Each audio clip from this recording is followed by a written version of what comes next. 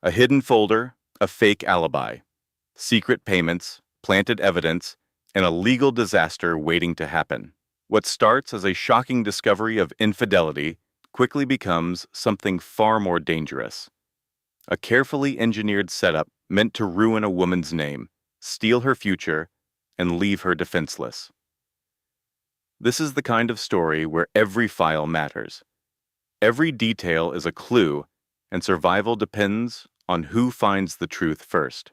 This is for us, Marcus whispered, his hand on my stomach in our Miami penthouse at 7:15 a.m. The real estate magnate seemed captivated. His lead architect, though, was probably finalizing plans for a future without me. His kiss on my brow felt empty. In their eyes, I was just a fragile, pregnant spouse. A grave miscalculation. I would derail their entire scheme. This is my account. Tell me your home state. Would you choose vengeance, paralysis, or just collapse? Disclaimer: this tale is fictional. The people are imagined, but a wife's intuition is very real. It all began. My day started not with an alarm, but with Marcus's briefcase, left behind at 7:15 in the morning. He'd forgotten it, a slim leather satchel by the door. I set it on the marble island, sipping my tea. The Atlantic was a placid mirror of blue. I just needed his schedule from it. For our busy life, I told myself. My fingers trembled as I unzipped a side pocket. Setting my cup aside, a wave of unease hit me. In the cashmere loungewear he adored, I pulled out a small flash drive. It was simply labeled Project Sparrow. A chill went down my spine. It wasn't project notes, it was a blueprint. I opened the file. Not construction plans, but financial models, her models, a clever woman, maybe 27, with a confident smirk. Her name was Chloe, and she was planning with Marcus in every document. My Marcus. The realization struck me like a fist. I was being replaced. The idea made me nauseous. This had to be a misunderstanding. It had to be. I kept clicking. Under the spreadsheets was a locked document. My hand trembled as I accessed it on my computer. Her voice, sharp and assured, played from my speakers. Isla's due in August, she stated in an audio note. The prenup is ironclad, but the legacy clause activates 1 year after the birth. Our window is tight. It was a cold, strategic briefing. Is the asset transfer ready? It was Marcus's CFO. Completely, I'll just be the dedicated protege until it's done, Chloe answered with a brittle laugh. The sound was corrosive, my husband's treachery saved next to my baby registry links. I glanced at the flash drive on my counter, a tiny key to a vast, hidden deception. The affair was more than a secret. It was a hostile takeover, and the evidence was on my kitchen island. I was frozen. I saw a pre saved link for a custom built crib, a gift he had ordered. A small icon on the drive pulsed with light. They saw me as hormonal, unfocused, pregnant. The assumption made my blood run cold. I slumped against the cabinets, the drive clattering to the floor. The penthouse suddenly felt like a prison. The quiet was suffocating, confined in this oceanfront tower. The silk rug felt icy. My muscles seized. Outside the window, Marcus's sedan glided away, the perfect spouse on his way to secure his dynasty. I was an obstacle, I had to get there. A meticulous demolition of my existence. The proof was right there. He claimed he had a late meeting with city planners last night. An audio file had him with her at a secluded resort. Every detail was present, erasing all doubt. This was a conspiracy I had just uncovered. There were additional folders on the drive. Outside, Miami was stirring. Yachts on the water, joggers on the boardwalk. An ordinary morning. But for me, reality had just fractured. I watched his car merge onto the causeway and vanish. My stunned expression was reflected on the laptop's dark screen. This home contained our shared lies, the illusion of our happiness. He never gave me a reason to doubt. A betrayal, this intricate, required a plan. And I was the liability, me and our baby. A problem he intended to solve. But how? The sun flashed off a distant building as a single thought cut through my anguish. He made one fatal mistake. He thinks I'm a weakness to be managed, that I will crumble and accept a payout. He has forgotten who I used to be. He forgot my profession. Before this, I was an art curator specializing in provenance. I track stolen art. I follow the paper trail. I unravel ownership schemes meant to be unbreakable. And I will expose every secret he has. The drive chimed. A new file had synced. The screen showed a pale woman in a cashmere robe, the exact image of a spoiled, unaware wife. I looked just how he pictured me, clueless. But I was wrong. I examined the files, the hidden directory, Chloe's audio notes, the timeline. It was an obvious case of collusion. But why was this drive left behind? The answer was a shard of ice in my heart. This was not an accident, it was a message. Someone wanted me to see this. Someone was orchestrating his downfall. But who? And for what reason? A new file opened, a draft of a marital settlement. I read the conditions. The text was frigid, outlining a severance that was both procedural and demeaning. Our existence was being liquidated like a failed property deal. My gut churned. This was real. In a few months, his goal was for me to be gone, paid off, and muzzled. I would not submit to terror. Hysteria would not shield my baby. I needed to be precise. I would apply my skills to uncover it all. This was a deliberate gamble, a deception so brazen he believed I would just disappear, certain he was invulnerable. The person who left this was an enigma, someone with complete access to his firm, his finances, his entire world. The notion was chilling. The penthouse was utterly still, except for the frantic beat in my own chest. The silence felt menacing. This was a declaration of war. I hoisted myself up, gripping the marble island to steady myself, alone in my cashmere robe as the city awakened below. A calendar alert flashed on the screen. Finalize eyes exit package. I gave a slow nod. I had no response. Walking to the window, I made a vow. I would tear it all down. I will show the world his true face.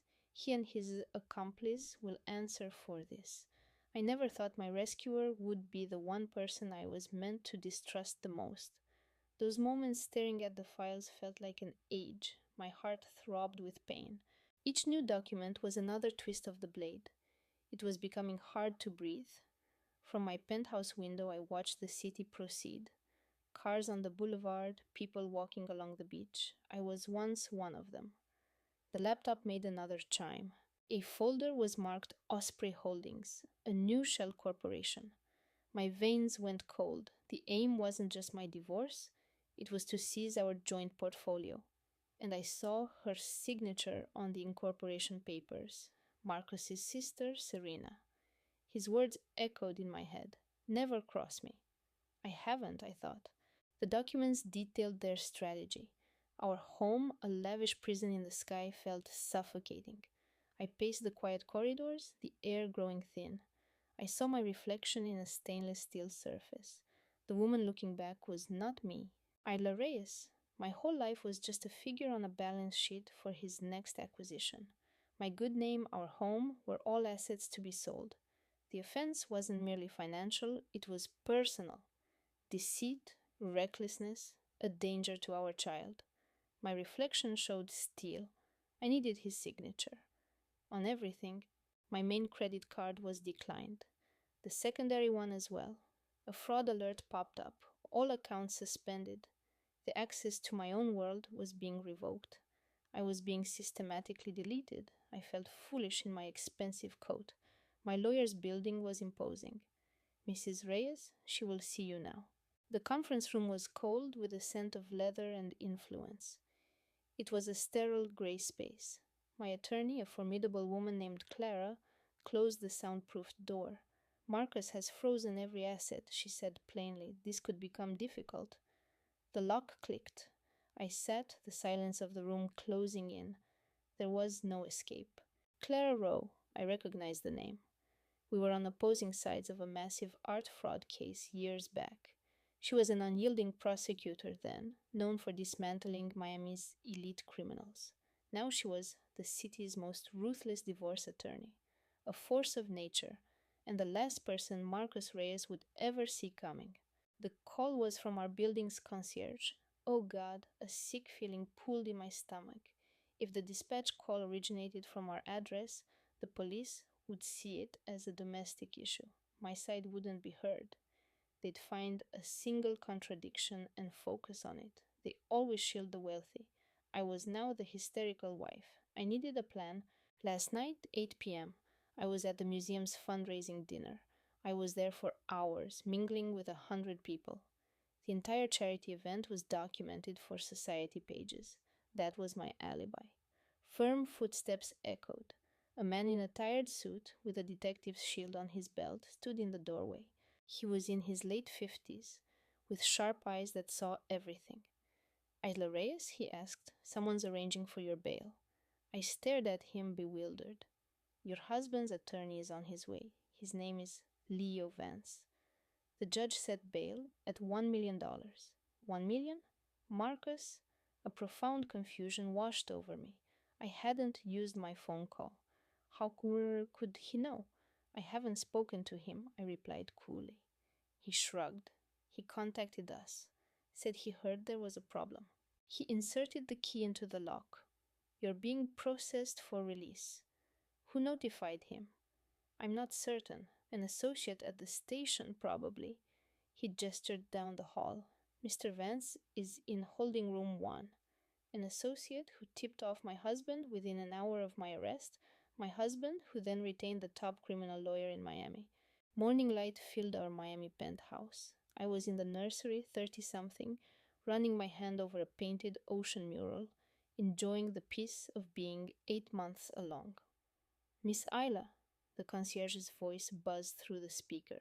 It started with a jewelry receipt on his desk. 6 figures for a custom locket. My husband, Liam, isn't the sentimental type. Then his sister Clara's text arrived. He's just stressed. A defense for a crime I hadn't discovered yet. The jeweler's name was etched on the box. The gift note simply read, "For us, a new beginning." I reread Clara's message. Give him space. Why was she running interference for something she couldn't possibly know about? She had to be involved. My hands trembled as I searched the jeweler's business name online. I had to see that locket. We were expected at his parents' for dinner on Sunday. Before that, I needed the truth. I left the receipt where I found it. The view of Boston Harbor from his high-rise office felt vast and freezing. I was a bird in a beautiful gilded cage, and the lock was starting to rust solid. Clara's text was too calculated. The gift was too intimate. I found the jeweler's Instagram account. A featured post from last month showcased the locket, and the client tag led to a name I knew all too well: Isabel Thorne. Liam Vance was precisely the kind of tech innovator my family had warned me against. Expensive suits and even sharper ambition. The office was cold, but this chill was coming from deep inside me. He was the perfect face of new Boston money. His level of wealth could build an entirely separate life. The receipt was from last month, a $100,000 secret. I stared at our wedding portrait, feeling completely erased. Did he somehow want me to find out? In our tech-obsessed world, a secret that big is a ticking bomb. This felt like a statement. He did all this while I was carrying our son. His carefully built image as a family man was a complete and utter fraud. His reasons don't matter, only the lie does. Why do this? Just focus on the baby, Clara would inevitably insist. Forgive and forget. Her voice was already in my head, making excuses for him. The betrayal is the only charge. The other woman is Isabel Thorne, 32 years old, a rival tech VP. She's brilliant and she's ambitious. A wave of nausea hit me. He chose his competition. That is the new narrative. The proof is in a photograph, clear as day on her social media. Our lives are completely tied together, our lawyer would warn. What other secrets are there? The new car in the driveway now feels like a bribe. The gala, that's the night my trust shattered into a million pieces. The photograph proves it. He was with her, I was at that gala, I would tell him. I was right there, watching both of you. I left the event early. I was alone. So you were unhappy, they would ask. Yes, we can use that against him. I was pregnant and I was sick. Everyone saw me. Get me that gala's complete guest list. How could he be so incredibly reckless? I had to stifle a scream. I needed my old work laptop. My entire independent life was on it. Liam wants a family dinner, Clara's text suddenly read. It was an ambush. The phrase, usually a comfort, now sounded like a summons. Why suddenly now? Did he tell Clara to arrange this? Her loyalty was always to him first. Your husband values family tradition. He wants everyone on the same page. I'll come tonight, but first I need more information. Liam was very specific. Clara pushed on the phone. He wants you at the Beacon Hill house now. His wants felt like chains. I'll be in touch, I said, walking out. I left her house before she could argue. My phone, dead for hours, finally lit up when I plugged it into the car charger. The screen absolutely flooded with notifications, 34 missed messages. I scrolled past the noise to find the important ones. Liam, say nothing to anyone. Come to the house now. It was sent at 6:05 a.m. Then Clara. Liam is frantic with worry. Come home, sent at 6:20 a.m. His sister, the family's public relations fixer. Why was she so worried? I hadn't told a soul, unless he confessed everything to her. More demanding texts from Liam followed. The speed of their coordinated damage control was damning. I stepped out into the gray Boston morning. The November air was sharp, and it smelled of the harbor. The plaza was bustling with people living their normal lives. I stood there, a prisoner in a life I helped design, and my thumb hovered over one name. I was supposed to call Liam to tell him the baby was perfectly fine after a routine checkup, but first I needed to see her life for myself. I found a park bench and opened my laptop again. Maybe I was just wrong. Her social media was private, but I knew his patterns for everything. I tried the password I thought he would use. I was in. A single hidden folder waited for me. The password was Andromeda. Our son's name was supposed to be Miles. The folder opened, not to personal photos, but to a business pitch deck. A new $3 million AI venture, co-founded by Liam and Isabel Thorne. This was so much more than a fling. It was a complete partnership. Our beautiful Back Bay townhouse felt utterly foreign. The house that was my sanctuary now seemed like a museum dedicated to our dead marriage. Just 4 hours ago, I was perfectly content, planning our nursery, waiting for Liam to call me. The tea kettle was still warm on the stove. My sketchbook was open on the kitchen island. I locked the study door, my breath catching in my throat. Just breathe, Ilara. He was supposedly in Singapore until Sunday night. That gave me 2 days. 2 days to build a case, or to build a way out. I walked over to his personal laptop and touched the trackpad. It opened without a password. His calendar was filled with meetings I now knew were completely fake. A conference in Singapore, a board meeting in Zurich. It was all a lie. I searched his entire hard drive, looking for another clue. Tucked inside a folder he'd labeled Angel Investments, I found another one titled Napa. My blood ran cold. I clicked on it. Inside wasn't a startup, but a reservation for a private villa with its own winery. The booking was for 2 guests. It was scheduled for next spring. My chest tightened until it ached. The primary guest name was Isabel. The second name on the form was Liam's. His official calendar showed a biotech summit that exact same week, a simple business trip to San Diego. I glanced at the jewelry receipt again. For on our new beginning, this wasn't a business perk, it was a promise. I stared at the bespoke logo on the receipt. When had Liam ever commissioned something just for me? I sank into his leather office chair, my thoughts spinning. He wasn't a romantic. He was a provider, yes, but small, thoughtful gestures were not his forte. The new car felt like a bonus payment. The last gala we went to was just last month, the Tech Innovators Ball. I stood up, my pulse quickening. Early September, a glass-walled venue overlooking the harbor. I was exhausted, only 10 weeks pregnant and perpetually nauseous. A rival VP, Isabel. The memory hit me. Poised, brilliant, in a crimson dress that was impossible to ignore. She'd been by Liam's side the entire evening. I wrote it off as networking. My God, I grabbed my tablet, frantically searching the gala photos. It was a photo from August 12th, 2024. Julian and I at the Tech Gala entrance. He flashed a founder's smile in his bespoke suit. I wore a gown to hide my belly. The time read 10:03 Pygate. I zoomed in and saw Sophia over his shoulder. A shiver went down my spine. Her stare was more than watchful. It was proprietary. I'd felt unwell, so we left soon after.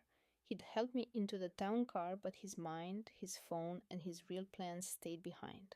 This couldn't be happening. She was his top engineer, not some homewrecker. She wouldn't sabotage our future, right? His father texted me earlier. Julian is creating a legacy. For whom? My phone was silent, no word from Julian. I hadn't heard from him since his plane to Singapore took off. Just a curt text saying he'd arrived. I chalked his detachment up to the stress of the product launch. Our relationship had cooled years ago, but hidden accounts and gifts to another woman, that wasn't just distance. It was a planned demolition. I checked the account alert again. October 15th, 2024, at 1:42 a.m. He was building his new life while I slept. Sure, I'd never notice. He knew I ignored the detailed company charges. He knew I'd be asleep while he engineered his exit. I stood grabbing the nursery designer's invoice for my bag. I wouldn't wait for his call. I was going to his sister's to see what she knew. The drive over the Golden Gate Bridge felt unreal. I sped past the city lights toward Pacific Heights. The sunset over the bay should have been beautiful, but I felt nothing. By the time I reached his sister's place, my hands were numb on the steering wheel. I typed in the gate code, her own anniversary, and it opened. Number 77 Presidio was a renovated Victorian marvel. It was a property that reeked of generational wealth. Though Julian funded the entire thing, every window blazed with light. I parked beside my brother-in-law's new Rivian and stared at the door. Just breathe, Elena. I got out, composing myself. The door swung open before I knocked. Marcus, Julian's brother-in-law, stood there, a look of polite shock on his face. 45 and sharp in a designer hoodie, ready for a deal. You're just in time, he said. We need to talk. I brushed past him. The foyer was stark white. Polished concrete floors, a floating staircase, and a single disturbing art piece. The air smelled of expensive candles and secrets. Claire emerged, holding a wine glass. She looked rail thin in a black silk jumpsuit, her hair perfectly styled. Her smile was a mask. Elena, darling, you look pale. Are you okay? I stepped away from her touch. Where is he? Marcus's calm veneer cracked. His office called me. Please sit. We need a strategy, he said, already in business mode. Claire paused, then followed his lead. I stood my ground, taking it all in. The house was a showroom, not a home.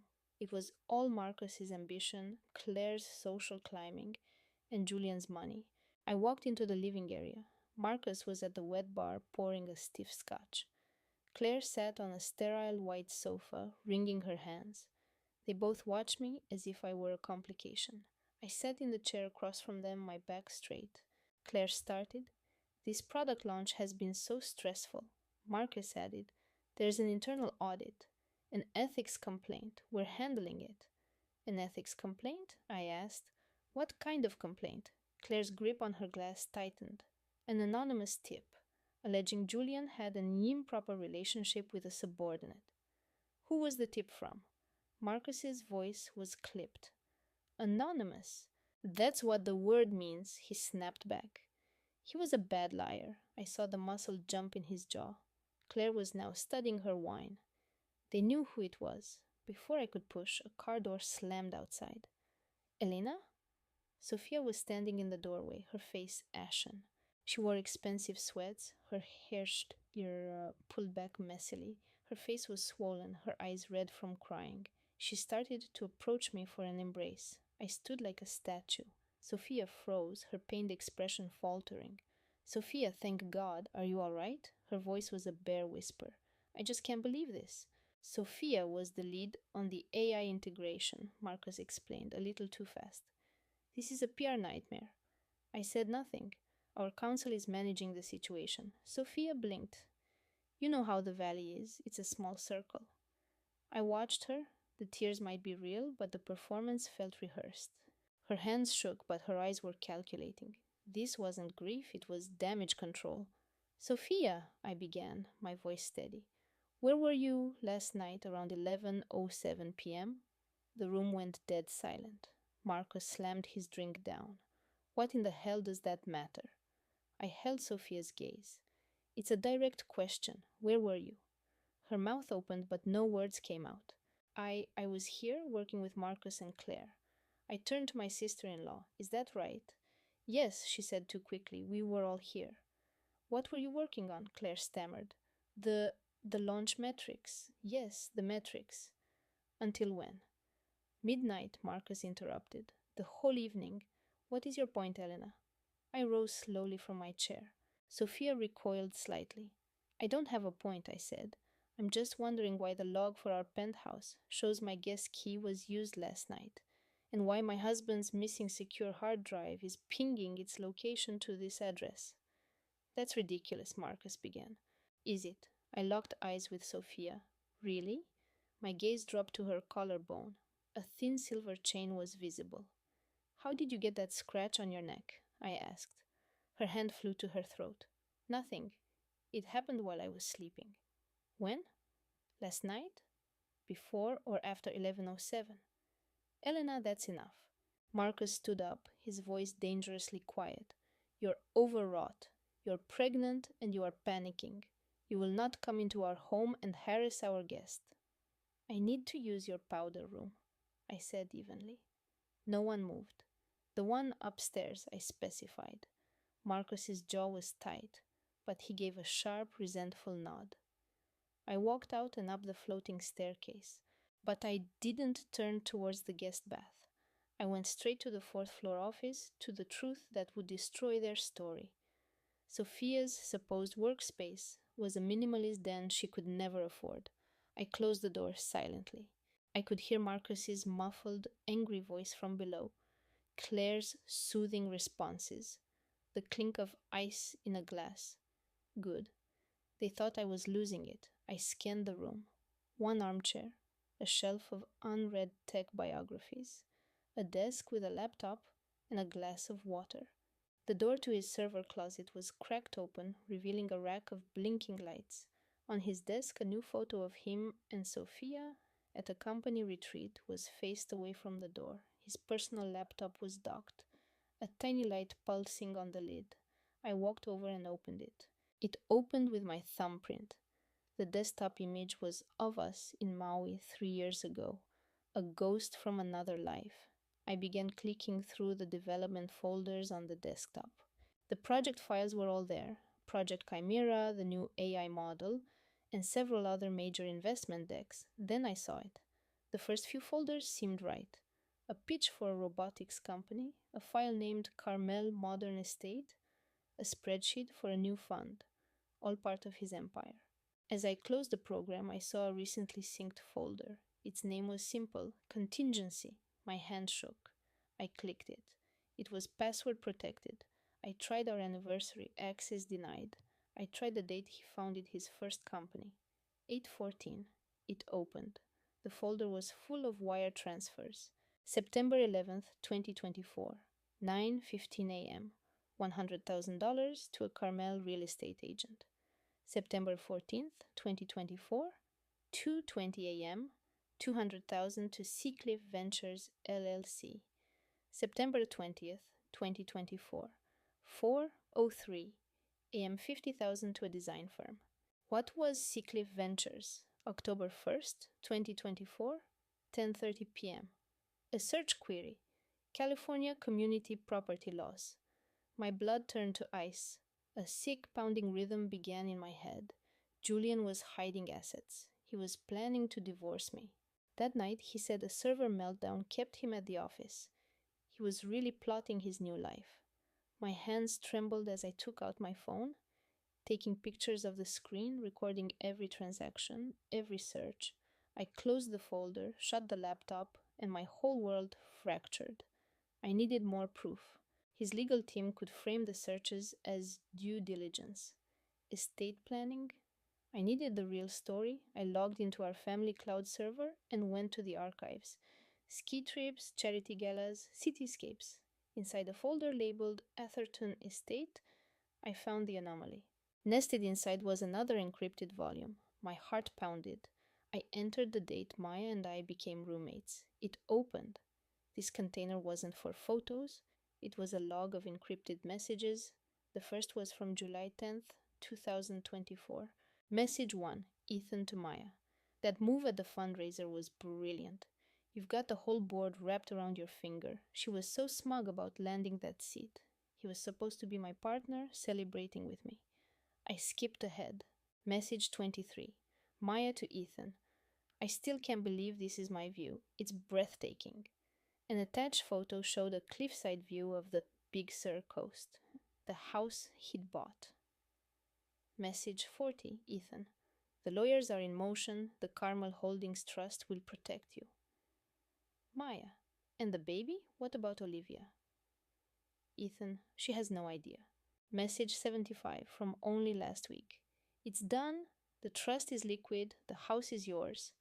Olivia's perfect world is about to implode, and I'll be the one you chose. I gasped, the screen blurring. Ethan wasn't just cheating, he was building a replacement life with my best friend. He purchased a house for her, he funded a trust. He had engineered my obsolescence like a failing startup, an asset to be stripped and written off. I heard the quiet whine of his car in the driveway. I snapped the laptop shut, put it back on the credenza, and turned as he came into the library. Ethan was there, loosening his tie. Olivia, you're up late. I arranged my face into the tired mask of his pregnant wife. I'm sorry, just feeling a bit on edge. The baby. Ethan's eyes scanned the room. The desk, the blueprints, the laptop. Why aren't you in bed? It was warmer in here, I said. I felt sick. His gaze lingered on the laptop for a moment too long. Then he looked at me. You should get to bed, he said, his voice softening. You need your rest, big pitch meeting tomorrow. I nodded. You're right. I moved for the door, but he gently caught my arm. You know I love you, right? His voice was a silken trap. Everything I'm doing is for you and our future. You have to know that. I stared at his hand, the same one that typed those words to my friend. I looked up, meeting his fraudulent, sincere eyes. Of course I do, I whispered. You're my husband. His shoulders sagged in a relieved smile as he let me go. I walked out down the hall past the nursery we just finished. I didn't look in. I went to our bedroom, locked the door, and slid to the floor, my world fracturing. I slumped to the rug, my body shaking too much to hold itself up. 3 things were now undeniable. 1, Ethan had funneled our marital assets into an untraceable trust. 2, the sole beneficiary was my best friend Maya. And 3, they were conspiring to build their new life on the ruins of mine. But the cruelest detail was missing. I had no idea how he planned to write me out of the script. I lay awake until dawn. Then I was in my home office, my 3 monitors lighting the dark, beginning to deconstruct his digital life. The message logs from the laptop were on the left. Wire confirmations, shell corporations, dates. In the middle, I had our secure home server's admin panel open. On the right, a spreadsheet was populating a timeline of my husband's and best friend's betrayal. July 4th, the affair commenced. September 11th, the asset transfers began. October 1st, he researched how to decimate a spouse in a divorce. October 9th, 6:32 m. I found out. But the evidence felt incomplete. It lacked teeth. I needed more than messages and bank statements. I needed something his squadron of lawyers couldn't spin as circumstantial. I leaned back, my tea now cold, looking at the ceiling, and then it hit me. 3 years ago, I had built a secure server for our home network, a vault for his encrypted deal flows and my sensitive client files. I spent a full weekend hardening it, making an account for him and one for me. And because I built it, I had the root administrator key. It gave me total access to every file, every device. I sat up straight, launched a command terminal, and logged in with root access. The dashboard showed two profiles: Olivia Reed, Ethan Croft. I clicked his name. A list of his synced devices appeared: laptop, latest iPhone, work tablet, all online, all dumping backups to my server. A thin, cold smile formed on my face. Let's see what else you have been hiding, Ethan. I found his phone's latest backup from the day before, October 8th, the day the trust was executed. The download started a 10 gigabyte image file. This would take a while. I made more tea, watching the progress bar: 80%, 95%, complete. I mounted the archive using a forensic tool I use for data recovery. The software parsed his entire digital life: emails, browser history, app data, call logs, down to the meter GPS data. I went straight for the emails. The program flagged a recently deleted conversation. I restored it: a thread between Ethan and an encrypted email address. I scrolled up. August 12th, 2024. I have the documents you asked for. $5,000. Crypto only.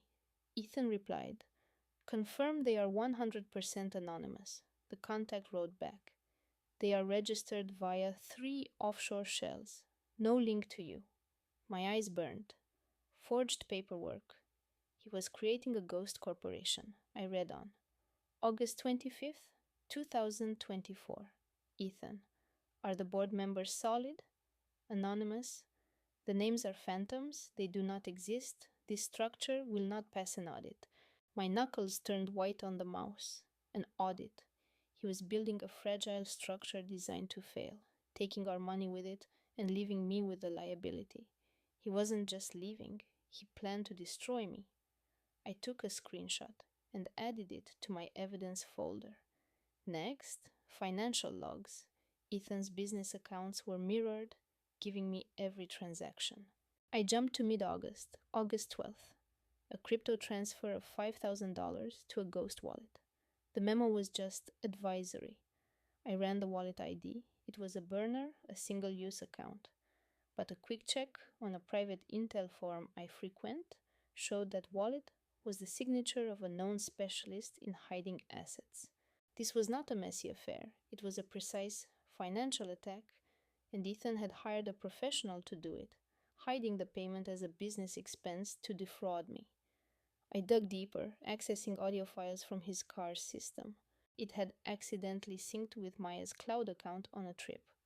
I found her transaction history. On August 12th, 2024, she had bought a $1,000 prepaid crypto voucher and used it on one online service. The payment was anonymous, but the timing was a confession. It was the same day she retained a reputation management firm. Maya was a part of this from the start. I exported the records to my secure drive. Next, I checked her synced credit card accounts. It was a predictable list of designer boutiques, spa weekends, and gala tickets, but one charge stood out. September 15th, 2024, $500 to Pacific Crest Advisory. I searched the name.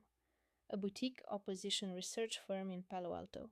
Expensive, discreet, and they specialized in narrative warfare and digital tracking. A roar began in my ears. She had hired private investigators to do what? Find leverage on me? Manufacture a scandal? Map my entire digital life so she would know precisely how to ruin my credibility when this all happened? I opened the firm's minimalist corporate site. They offered reputation shielding, digital surveillance, and curated online identities. It was the precise toolkit for assassinating a character while making it look self-inflicted. I fell back in my chair breathless. This wasn't a crime of passion, it was a deception she had meticulously planned for months. Maya was building a false narrative about me. She created the perfect scenario to accuse me of corporate espionage. She paid people to monitor my online life. She used crypto to hide the money. She rehearsed the data theft, she picked the corporate target, and she outlined it all in a secure document like a formal project proposal. My phone buzzed.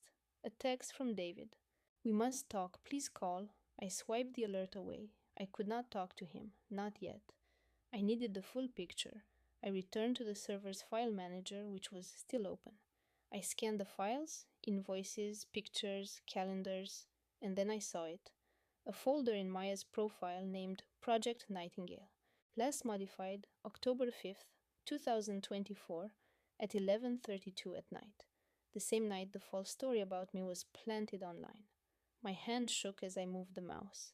This folder held the proof of my worst fear. Maya didn't just frame me, she documented it. Every motive, every action, every choice she made to tear down my life. I opened the folder and began reading. But wait, before I tell you what that project file contained. Her 3-month plan for my annihilation, you must be wondering. Did she work by herself? Did David know anything? Or is this story about to get much worse? What I found was not just a plan, it was a hostile takeover of my entire life. Phase 1, identify vulnerabilities. Phase 2, construct the narrative. Phase 3, the plan. She had recorded everything with cold, meticulous detail. A word of caution. This story contains dramatized events, and any resemblance to actual people is purely coincidental. If stories of profound betrayal trouble you, now might be the time to look away. But if you want to know how I found out my husband's mistress spent 3 months plotting to destroy my career, stay with me. The diary tells the complete story, and its pages will upend everything you believe about ambition and obsession. I refilled my glass. I was certainly going to need more. The journal chronicled the last 90 days. I sank into the armchair, the lamplight casting long shadows, and began to scroll through the photos I'd taken of the pages. The first was dated June 10th, 2024, long before my life unraveled. I took a shaky breath and started reading. Entry 1. At the benefit tonight. Liam couldn't stop praising Ava's new restaurant. A Michelin star at 32. I'm so sick of hearing her name. I own one of the most prestigious art galleries in San Francisco.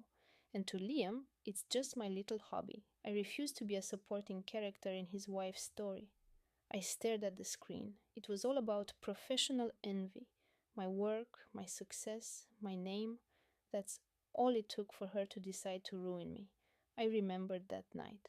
Liam had insisted I come to congratulate her. Chloe was so charming, hugging me and saying how happy she was for me, while secretly consumed by jealousy. I kept reading. Entry 15. I have a plan. Ava thinks she's untouchable, building her culinary kingdom. She will never see this coming. First, I need a way into her restaurant's supply chain. Then, I need the perfect scandal. A public health disaster that would cause a media frenzy so intense, no one would bother to question the narrative. My fingers started to shake. The perfect scandal, she targeted my restaurant, Aria, on purpose. This wasn't a random act, it was an assassination. She spent 2 weeks plotting my ruin, knowing a high-profile target would make the city panic and rush to judgment. I read on. Entry 28. Ava goes to that charity board meeting at the St. Regis every month. So predictable. I will run into her tomorrow.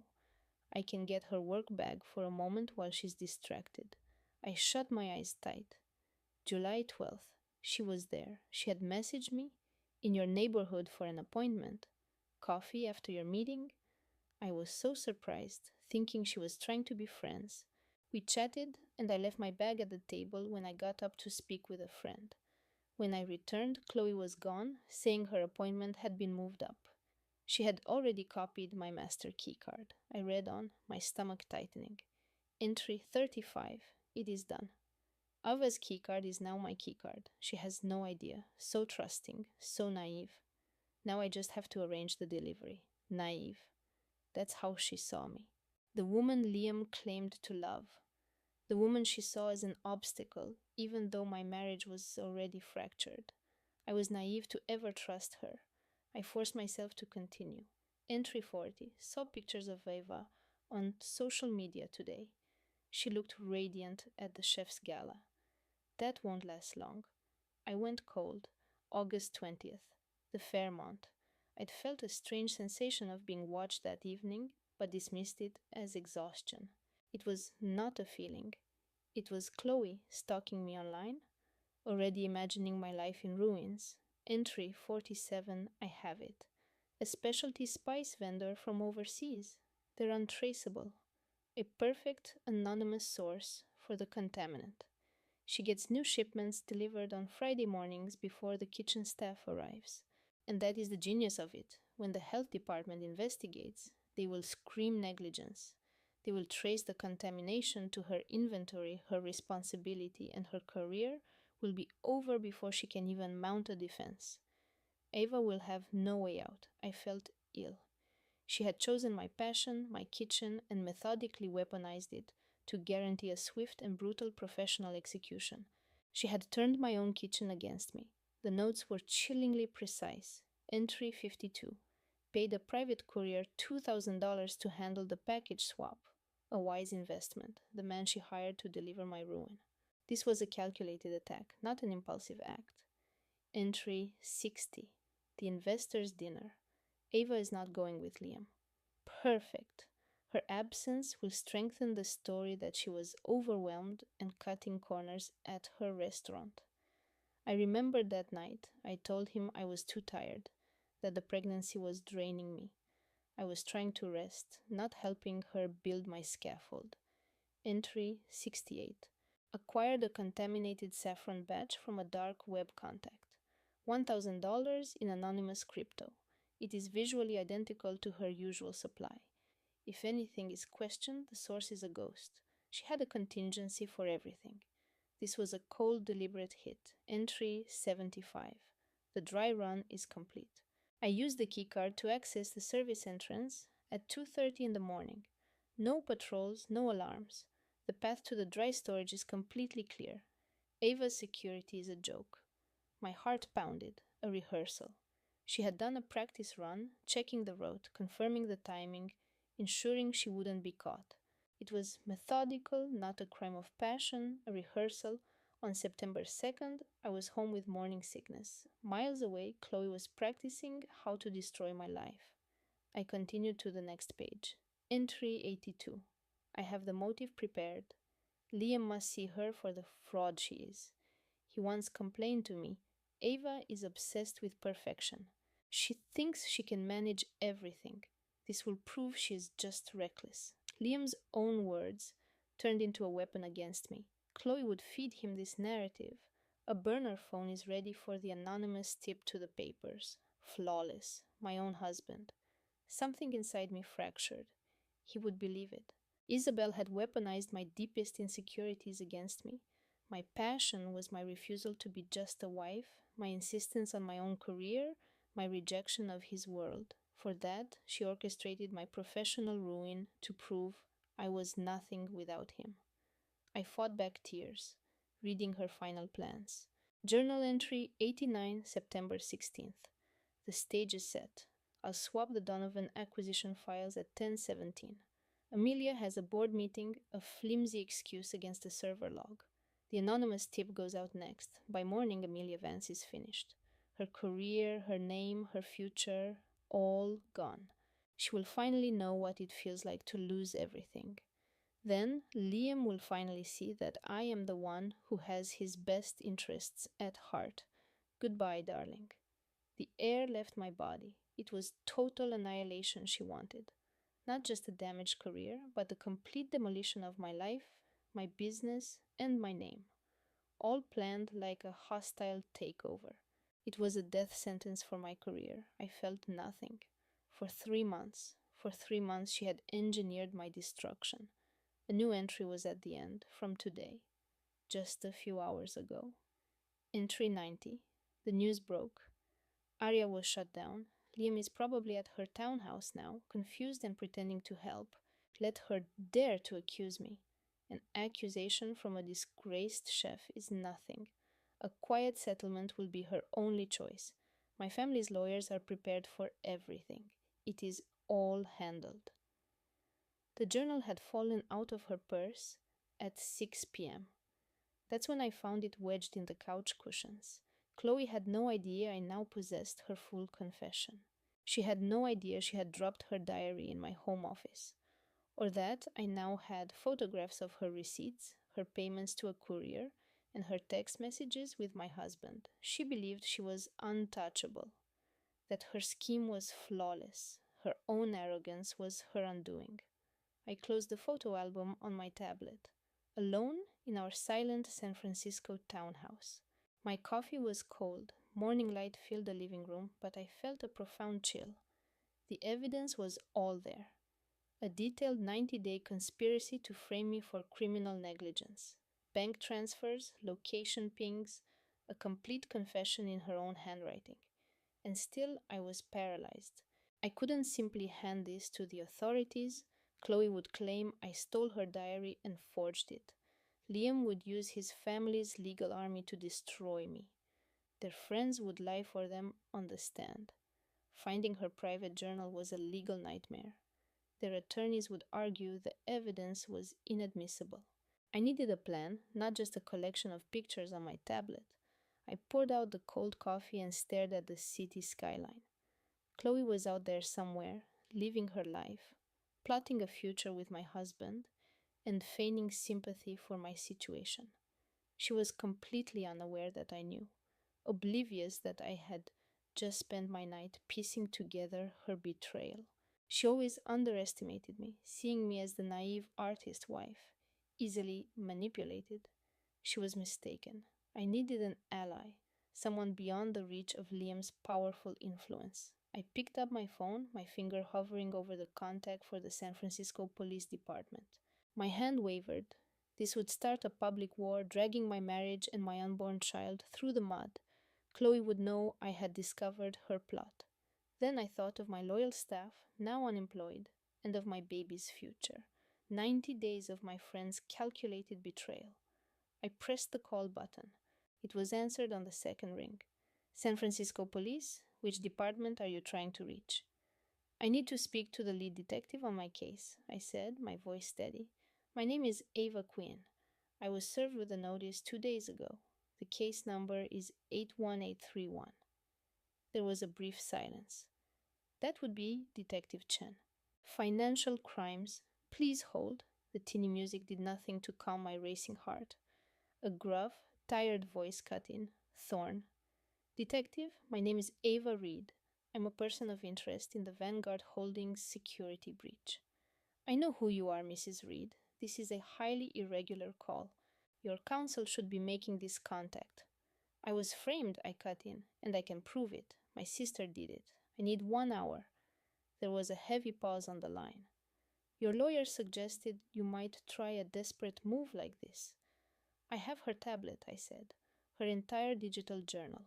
It explains everything, including why she targeted the new Lakefront Tower project. The line went completely still. His next words were sharp. Central Precinct, 2 o'clock. Don't bring anyone. I was there at 1:55, the tablet in my tote bag, a separate drive holding the encrypted files. Thorne met me in the lobby. He was mid-40s, built like a former linebacker, with eyes that took in everything at once. He wore a simple gray suit, his detective's shield fastened to his belt. He made no move to shake my hand. Follow me. We walked through a maze of cubicles to a beige, airless interview room. You have half an hour, he stated, gesturing to a steel chair. Talk. I powered on the tablet and pulled up the journal application. These are the private thoughts of my sister Chloe. I found this on a device she accidentally left at my apartment. I turned the screen toward him. This entry is from August 5th, 2024. Thorne leaned forward. The entry read, Found the vulnerability. Vanguard's architectural plans. Ava has clearance. She's the perfect scapegoat. Leo is obsessive about his proprietary building designs. When a man like him suffers a leak, the investigation will look for the easiest answer. They'll pin it on her with the evidence I plant, and the real crime will be buried. Ava's career will be over. His face hardened. What else is there? I swiped to an entry from October 20th. The night the plans were stolen. Everything is ready. I'll make the transfer at 10:30. Ava has her prenatal yoga class. The alibi is so weak, it's almost an admission of guilt. I'll use her login to create the perfect trail. My source at the competition will find the breach. By morning, Ava will be staring down a federal indictment. Thorne read the entry twice, then sat back. That's a confession. Now, how do I know you didn't just type this yourself? I anticipated that. Check the device's metadata and IP history. Every single entry has a timestamp. Match them against Chloe's social media check-ins and credit card receipts. The last time she accessed this journal was the night of the breach. The tablet's own location data puts her in her loft in River North. I switched to another file. Here is the wire payment to a data broker in Eastern Europe, and the encrypted messages hiring him for the job. I showed him the screen again. His jaw muscle twitched as he absorbed the bank transfers and chat logs. Then he met my eyes. I also have a perfect alibi, but I was arrested before anyone bothered to check it. I was at a high-risk pregnancy screening from 9 to 10 p.m. on the night of the breach. The clinic has the entire appointment on a time-stamped, secure video server. A subpoena will prove it. Thorne's eyes narrowed. Why hasn't your lawyer presented this? Leo's corporate attorney is focused on damage control for the company, I said, not on proving my innocence. He's managing the public relations nightmare for my husband. Thorne got up and paced the small room. He was silent for a full minute before turning back to me. If this is real, we're looking at more than corporate espionage. This is wire fraud, conspiracy to obstruct justice, and perjury. Is your husband part of this? He was with Chloe. I explained they were at his penthouse on the Gold Coast, miles away from my appointment. How can you be sure? It's on the tablet. Her location data confirms it all. Thorne observed me for a moment before picking up his desk phone. Grant, get to interview room 2, now. A younger officer entered the room about a minute later. He was in his early 30s, with a focused gaze and a department-issued tablet. He gave me a brief professional nod. Officer Grant, I said quietly, I'm deeply sorry for the trouble this has caused Mr. Reed, but I am not guilty, and I have the evidence right here. Thorne passed him my tablet. Read this. Grant began to scroll through the screen. I watched his face, more from professional curiosity to disbelief, then to a quiet, simmering rage. He reread the files. He looked from Thorne to me. Sir, is this verified? The device is legitimate, Thorne said. Timestamps check out. We have a financial trail and a verifiable alibi that was ignored. Grant's eyes locked on me, his voice strained. Your own sister set you up. She targeted that specific project. Yes, I said, because my position as the lead curator gave me unrestricted access, making me the only logical suspect. She knew the investigation would fixate on me and overlook everything else. Grant's hand tightened into a fist at his side. He turned to Thorne. I should step away from this, but sir, you need to bring her in. Thorne gave a curt nod. Agreed. But we do it by the book. He then looked at me. Mrs. Reed, pursuing this means this will blow up your entire family. Your sister will face significant federal time. Your husband could face conspiracy charges. Can you handle that? I thought about Chloe's cruel words from the journal. He's almost mine. I thought about my unborn child and the web of lies strangling my life. I met Thorne's gaze. Yes, but I have one condition. Thorne lifted a single eyebrow. I want to be in the room when you bring Chloe in. I want her to see me. That evening, Thorne arranged it. I sat across from his desk, the speakerphone on, as he dialed my sister's cell. I sat perfectly still, but my heart was pounding against my ribs. This is the strategy Thorne had explained just 20 minutes earlier. We'll invite her in to provide a statement as a concerned family member. She'll walk in without a lawyer. You'll be there, the poor victim who needs her sister's support. She will believe she is there to cement your guilt. And this is all on the record, I had asked. Audio and video. Two-way mirror the works. If she incriminates herself, it's over. Thorne had leaned across his desk. But Ava, you cannot seem aggressive. No leading questions, no accusations. Just present the facts one by one and let her talk herself into a corner. Can you do that? I had looked him straight in the eye. I've spent my life cleaning up Chloe's messes. This time she's going to answer for one. As Chloe's phone started to ring, Thorne's voice became calm and official. Miss Vance, this is Detective Thorne, Chicago PD. I'm calling about the Vanguard Holdings case. Chloe's voice was cautious when she answered. Yes, what is it? We know you are Ava Reed's sister. We were hoping you might come down to the precinct tomorrow to provide a statement. It could help us understand the timeline of events. A short pause. Then Chloe's voice turned syrupy with false concern. Of course, detective, anything I can do. Ava could never do something so terrible. 10 a.m. at Central Headquarters. You won't require an attorney. It's an informal witness interview. I'll be there, Chloe promised. The call ended. Thorne glanced at me. She sounds eager. She thinks she's walking in to hammer the last nail in my coffin, I said. Good. Let her think that right up until we close the door. Thorne used the next hour to prep me. We sat in the interview room, his legal pad in front of him, the contents of the tablet displayed on a police laptop. Start slow, he advised. Make her feel comfortable, then introduce an inconsistency. Don't lay out everything you know. Feed her small pieces. Let her lie.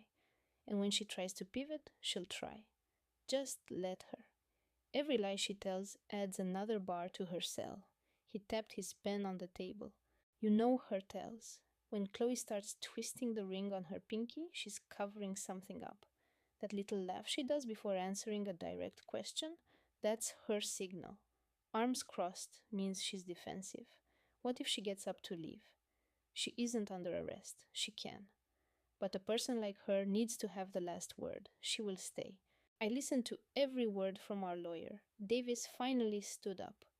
Go home, Ava. Try to rest. You'll need your strength for tomorrow. I didn't go home. I went to a quiet lounge with a view of Lake Michigan, drinking club soda and watching the city lights glitter across the dark water. I thought about all the people out there, living normal lives, free from this kind of calculated malice. I remembered Chloe at 18, getting caught cheating on a final exam and crying until I claimed the notes were mine. I took the fall. Ava, you always protect me, right? She had asked later.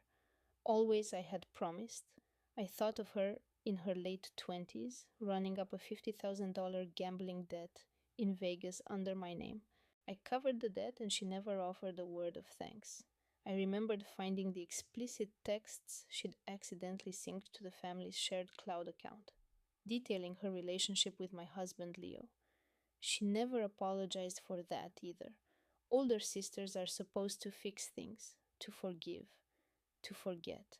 And in return for that loyalty, Chloe had engineered a plot to ruin my life and steal my husband. I finally got back to our Gold Coast apartment well after midnight. I knew sleep wouldn't come. I just sat there, rereading her journal entries. He'll be mine soon enough. By spring, she'll be out of the picture. It just needs one final push. I stood in front of the bathroom mirror, practicing my opening question until my voice was even and cold. Chloe, tell me about the weekend in Aspen. I went over it until 2 a.m. By 4, I was just staring out at the lightning sky over the lake. My phone vibrated at 7 a.m. A text from Chloe. Mom just called. She's hysterical about some legal trouble with the family. I am so worried. What is going on? I stared at the screen. She was fishing for information, asking me to help her craft her story. I texted back. Just be honest, Chloe. It's the only thing to do. I hit send. The 3 dots indicating she was typing appeared, disappeared, then showed up again. Her reply was simple. Of course. You're my strength. I set the phone down, a pit of ice in my stomach. In less than 2 hours, Chloe would walk into that police station expecting to play the part of the supportive sister. She had no idea she was cast as the star of her own downfall. I reached the firm at 8:45. Peterson guided me into a conference room. It was cold, with a long glass table and a speakerphone at its center. A large window showed the Chicago skyline. Liam's attorney is on the line, Peterson said. He insisted.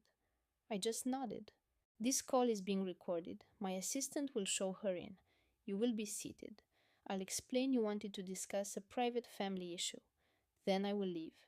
If she balks, say you need her support. Remain calm. I stared at the speakerphone. I couldn't hear Liam, but I felt his presence, awaiting the fate of the wife whose mind his lover tried to break. What if she denies it all? I asked. Peterson's expression was stone. Then we move forward with the divorce based on what we have. But if she confesses, he started. We have leverage, I said. At 9:55, the intercom chirped. Your 9 o'clock has arrived. He gave me one last glance. Ready? I pictured months of deceit. I pictured the child she tried to steal. I pictured Liam's text. You are my foundation. I sat down facing the entrance. I'm ready. The air was chilled. I folded my hands on the cool glass of the table, and I waited. At 10 o'clock sharp, the door opened. An assistant ushered Isabel inside. She wore a chic blazer and held an expensive clutch. Her artistically styled hair and makeup were flawless. She looked composed, caring, and concerned. Then she noticed me. Her practiced smile faltered. Amelia, I thought I was meeting the estate lawyer. My voice was level. Sit down, Isabel. She hesitated, looking to the assistant, who simply pointed to a chair before closing the door. Isabel sat, her eyes scanning the room, pausing on the speakerphone. What is this? Where's Liam? This has nothing to do with Liam, I told her. This is about you. Isabel tried a brittle smile. Amelia, whatever you've heard, it's just talk. I want to help you clear things up. Her gaze flicked to the speakerphone. I'm confused. You won't be for long. I opened the folder and slid a document across the glass. Isabel, what was this $60,000 transfer for? She froze. All color left her face. It was for supplies, an art grant. How did you... Please answer the question. Her jaw set. I was investing in my studio, a business expense. I pushed another sheet toward her. And this record from Liam's private account funding your entire gallery show last month? Isabel's hands flattened on the table. You spied on his accounts. That's illegal. I retained a forensic accountant for our divorce. Every dollar he spent is now part of the public record. Isabel's lips formed a thin, hard line. I leaned forward. Isabel, did you suggest to Liam that I was becoming emotionally unstable? Silence. No, never. After the museum benefit, you were there. I was supporting the arts. You were there because you knew we'd be. You monitor our schedule. I pushed a printed text across the table, one where she asked a friend if Liam and I would be attending. You cornered him for 10 minutes. He was different when he came back. Isabel glanced at the text. That is meaningless. What did you say to him, Isabel? Her hand moved toward her purse. Don't, I said softly. I know what you said. I read the journal you kept, the one you uploaded to our shared cloud drive from your apartment in Wicker Park. Isabel's hand stopped. She gripped her clutch, her knuckles showing white. For the first time, she looked trapped. This is ridiculous. You're imagining things, Amelia. We're cousins. Are we? I cut in, my voice quiet but sharp. Cousins don't scheme for months to have a man institutionalize his pregnant wife. Isabel was completely still. What are you talking about? I reached into my folder once more. This time I brought out her journal. 3 months of entries, printed and highlighted. I set them down, one after another, like cards spelling out a grim fortune. Isabel's eyes widened. What is that? Let me read an entry, Isabel. This one's titled Phase 1, Undermining Her Credibility. I held up the first page. Day 1, March 12th. The benefit tonight. Liam couldn't stop talking about the nursery. Amelia, so poised at 34. Amelia, the brilliant curator. I am sick of her name. I run a gallery and my own family treats it like a hobby. I am finished living in her shadow. Isabel's face was chalky. I went on. Day 15, March 27th. I see the path now. Amelia thinks she's untouchable in her perfect world. She will not see me coming. I will plant the idea that her pregnancy has made her unreliable. A fabricated scandal with the Donovan acquisition will ensure Liam gets sole custody. Isabel shook her head. Stop. Where did you get this? Day 28, April 9th. Amelia visits her parents every Sunday. So predictable. I will stop by next weekend. Casually mention her erratic behavior. I looked at her. You did stop by, Isabel. You gave me a hug. You said you couldn't wait to be an aunt. And then you lied about me. I did not. Day 35, April 16th. It's done. I told Liam she seemed paranoid about work. He's beginning to see it. He's so naive. My voice caught on that last word, but I continued. Day 47, April 28th. I found the perfect leverage. I told him she accused me of trying to sabotage her career. With a child on the way, her hormones are the ideal cover. He will see me as the sane one he can count on. Amelia will have no way to defend herself. Isabel was breathing in short, sharp gasps. You can't use that, it's private. Day 75, June 2nd. The gallery funding worked. He gave it to me tonight. He said I understood his pressures in a way she never did. He's so close to leaving her. I set the page down and met her eyes. You conspired, Isabel. You and my husband plotted to steal my child from me. Tears formed in her eyes, but I wasn't done. Day 82, June 9th. I gave Liam the final nudge. I said he needed to act before the baby comes, or he'd be stuck. I told him with her instability, he'd easily win custody. He agreed to confront her after the acquisition is announced. Isabel whispered, Amelia, don't. Day 89, June 16th. The announcement is tomorrow. He will tell her that night. She'll have a breakdown proving my case. He will file for divorce, citing her mental incompetence. She will lose her husband, her career, her baby. She will finally feel what it is to be worthless, and I will be there for Liam. Goodbye, my darling cousin. I put the last page on the table. The room was deathly quiet, filled only with Isabel's frantic, shallow breaths. She stared at the pages, her entire scheme laid bare. I can explain this, she managed to say. Can you? I said, leaning back. Because I'm all ears, Isabel. Explain how you and my husband schemed for 3 months to have me declared an unfit mother. Explain the shell company. Explain the falsified invoices. Explain why you targeted my unborn child. Because you knew my husband's investors would panic before the truth ever surfaced. Olivia opened her mouth, but only a choked sound emerged. My phone, tucked in my purse, was recording every lie she'd ever told and the confession that was about to boil over.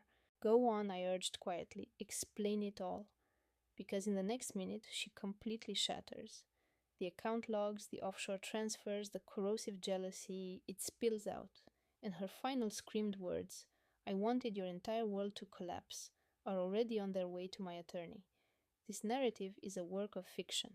This tale doesn't involve real individuals, but if you're curious how my sister-in-law's envy destroyed her own life, continue. This is a family's final ugly act.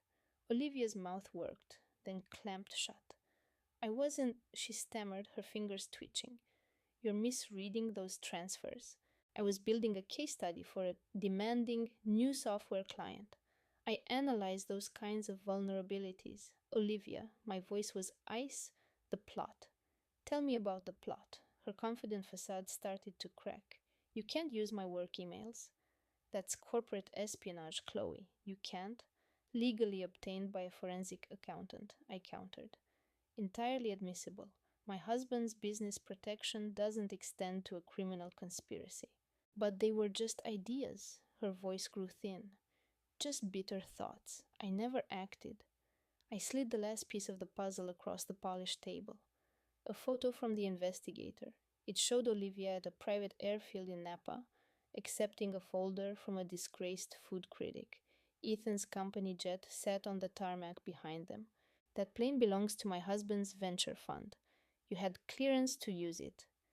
This was taken last Tuesday at 7 p.m. My charity gala started at 7:30. I was on site. I held her gaze.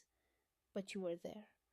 Olivia stared at the picture, her breathing rapid and shallow. She lurched to her feet, her chair screeching against the floor. You think you're clever, don't you? Her voice was pure venom. I stayed behind my desk. Julia slammed her hands on the polished oak of my architecture studio. You got everything: the magazine covers, the perfect firm, Richard's entire fortune, so you chose to ruin it all? I asked quietly. Yes, her voice cracked, tears streaking her makeup. I wanted you to fail. I wanted you to watch your life's work get condemned. I leaned forward. And my baby was just supposed to be collateral damage? Julia's laugh was a terrible, sharp sound. I never gave a damn about the baby. This was about you, to make you pay for taking the life that should have been mine. My studio was silent but for her ragged breathing. My voice was a whisper. So you confess. You colluded with my husband. You switched my structural blueprints with flawed designs. You wanted to destroy me. Julia's expression faltered. The anger drained away, replaced by a sudden cold fear. No, wait, that's not what I meant. I held up my phone and pressed the screen, putting it on speaker. My lawyer's voice filled the space, calm and measured. I have the entire recording, Amelia. It is definitive. Julia stumbled back from the desk. No, please. His voice sharpened. Julia Sterling. This serves as a full confession. Expect service within the hour for conspiracy, corporate espionage, and reckless endangerment. She looked at me, her eyes pleading. Amelia, please, we are family. Richard will face his own consequences. I stood, meeting her gaze. You stopped being family 3 months ago. My lawyer kept talking, listing what would happen next. A temporary restraining order is active. Your assets will be frozen. Do not try to contact her. Do not leave the Miami area. Julia was openly weeping now. Amelia, Amelia, I'm so sorry. I didn't mean it, I promise. I ended the call and walked out of the studio. The falsified blueprints were on my desk. The file transfers, the server logs, all the proof it took 1 week to find, to understand, to tear her world down as she tried to tear down mine. I expected to feel vindicated, powerful, something. Instead, a deep emptiness settled in my gut. The hardest part was yet to come. I recalled a story about a rival designer from her program, expelled for plagiarism on weak evidence. I knew then this was not Julia's first time. Her last victim was still out there, dealing with the aftermath. My lawyer's car pulled up to the curb. He looked exhausted. You handled that perfectly, he said. The admission was undeniable, freely offered. The case is ironclad. I just nodded. Detective Serrano sat across from me. We've argued against bail. She's a flight risk and an ongoing danger. The DA is filing charges this afternoon. Corporate sabotage is on the list. She could face a minimum of 15 years. And Richard? I asked, my voice weak. We are bringing him in for questioning tonight. Your sister-in-law is trying to blame him for everything. We checked her servers. An email from Julia's account went to a design blog just moments after she uploaded the fake blueprints. She was bragging just like you suspected. I closed my eyes for a moment. You and your child were extremely lucky, Serrano said. Julia is stable, but on observation at the county jail. Both will be ready for arraignment. He paused. You exposed her, Amelia. If she had gotten away with this, she would have just found another person to destroy. People like her always do. I looked at him. She will not stop, even from prison. Serrano's face hardened. We will ensure she stays there. He stood. One more thing. While reviewing Julia's background, we saw a red flag. An incident from 2 years ago involving a software engineer named Leo Vargas. He was accused of stealing nearly $200,000 in proprietary code from his firm. He lost his security clearance, his job, everything. He now does freelance IT support to make ends meet. A sense of dread grew in my stomach. What does that have to do with Julia? Leo worked at the same Miami startup. The proof was entirely digital and masterfully faked. The one who claimed to find the data breach was Julia. My world tilted on its axis. Julia framed him.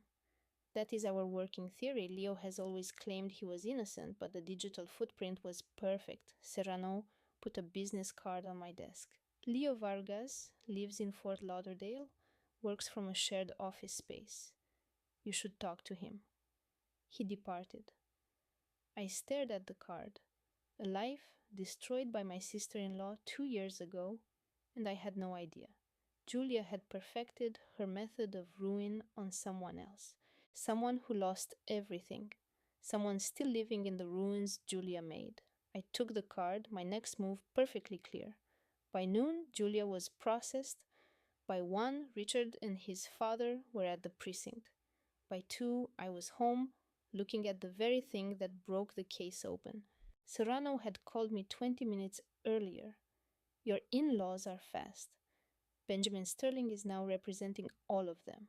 He's already moving to have Julia's confession dismissed, claiming you coerced her. There was no coercion, I said.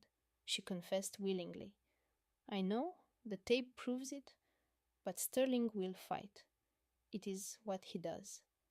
Serrano paused. And one more thing, that flag on Julia's file, the Leo Vargas case. I mentioned him to you. I remember. Look into it, Amelia. If Julia has a pattern of this, it establishes intent. It shows this was not a simple crime of passion. It proves she is a predator. I hung up and opened my laptop. Serrano's words echoed in my mind. People do not just escalate to this level of sabotage, they practice. I connected to the old family cloud server from our home office and looked past the recent files, past 2025 to 2024. I found it, an encrypted folder from June of 2024. I opened it. Files slowly loaded, code fragments, screenshots, and a file titled Project Viper. My stomach dropped. Oh no, not again. I opened the document. It contained 30 entries from June to August of 2024. I started reading. Day 1, June 3rd. Leo Vargas acts like he is a programming god. The whole team adores him. Leo's new sorting algorithm is brilliant. Leo just landed 2 huge new clients. I am so sick of being in his shadow. He has to go. I scrolled further. Day 16, June 19th. I have a way to sideline Leo for good. He is the admin for the main code repository. If our source code shows up on his private server, the breach is indefensible. Day 28, July 1st. I have Leo's root password. He left his machine unlocked during a fire drill. Far too trusting.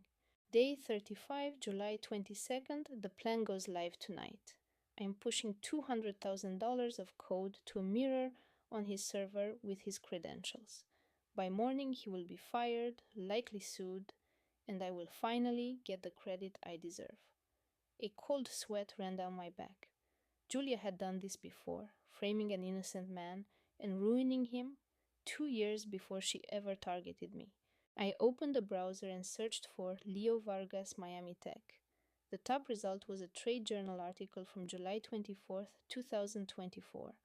Alpha Tech engineer Leo Vargas fired amidst espionage claims. I clicked the link. The piece was swift and brutal. Miami firm Alpha Tech has fired senior engineer Leo Vargas for theft of intellectual property. Sources confirm an undeniable digital trail, server logs, access records, and data packets all originating from Vargas. Vargas maintains his innocence, claiming he was set up. I am innocent, Vargas said in a statement. Someone wanted my position. The firm announced its plans to pursue legal action that winter. I continued reading. An encrypted file from 2022 drew my eye. Petrova settlement. The documents showed a deal where Anna Petrova reimbursed a gallery for $250,000. A recovered message from Julia was more damning. She took the payout. Her name is Dirt in Miami now, a career ender. I found Anna Petrova on a social media page. Her profile photo was old, a smiling woman at a gallery event. Her bio was a quiet cry for help, seeking new opportunities in art curation. Her last job was at the gallery, ending in October of 2022. 2 years of nothing. Her online activity was a wasteland. A public record search led me to her current place in Miami's Little Havana. The rent was just $1,200 per month. It was the kind of place for someone whose life had been burned to the ground. I stared at the screen. Julia had completely wrecked this woman, just as she tried to do to me. And Anna had lived in that wreckage for 2 years, never knowing who lit the match. I called Detective Serrano's number. I have something, I said. Julia has a history, a woman named Anna Petrova 2 years ago. It is the exact same method. An accusation of theft, a forged paper trail, a demolished career. Send me everything now, Serrano said. A documented pattern makes our case airtight. It proves premeditation and shows she is a serial offender. I am going to see Anna, I told him. She has to know what really happened. Amelia, be careful. If Julia framed her, Anna might be looking for justice, I interrupted. So am I.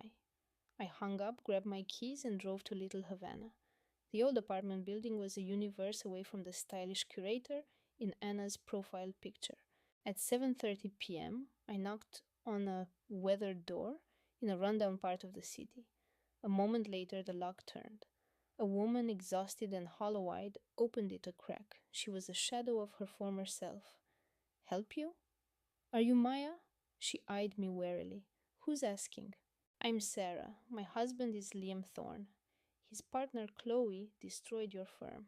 Now she's destroying my family. We should talk.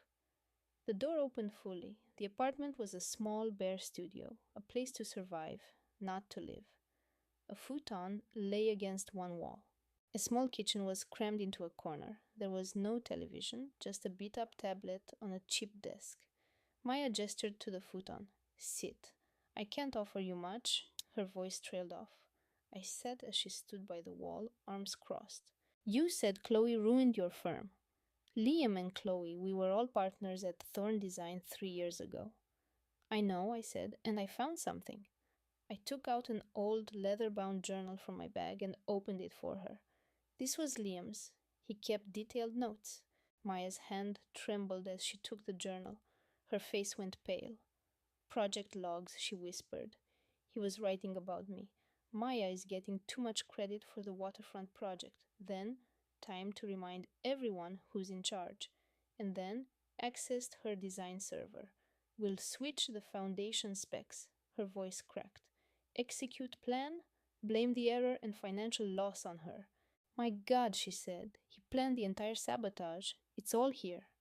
Just like he's planning to leave me with nothing, I said softly. Maya collapsed onto the futon, her eyes fixed on the journal. I told everyone he framed me. Liam, the investors, my own brother. No one believed it.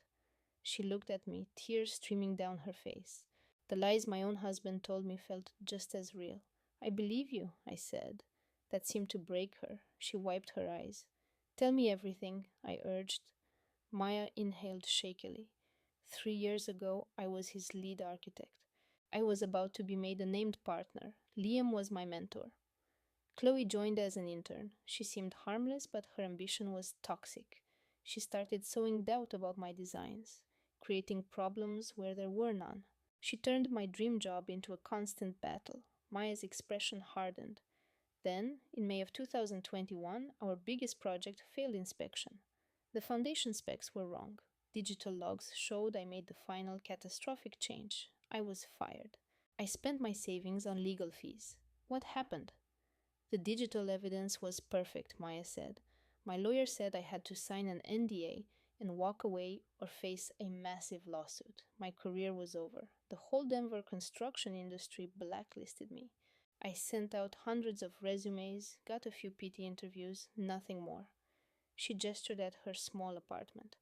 I work in a coffee shop now to pay this rent. My family cut me off after the scandal. Her voice was barely a whisper. I lost everything because of them.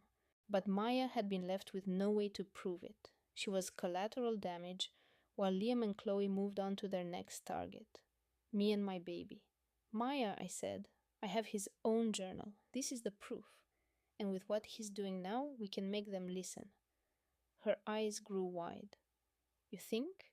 It's his pattern, I insisted. He betrayed you 3 years ago. He's betraying me today.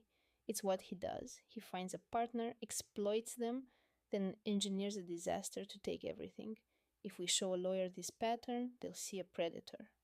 Maya was quiet. If we do this, can I get my life back? I don't know, I said.